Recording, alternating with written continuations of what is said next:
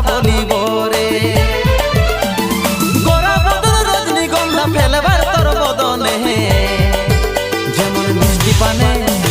মিষ্টি পানে লাল করে কয়ের ইয়ার চমনে মিষ্টি পানে লাল করে কয়ের ইয়ার চমনে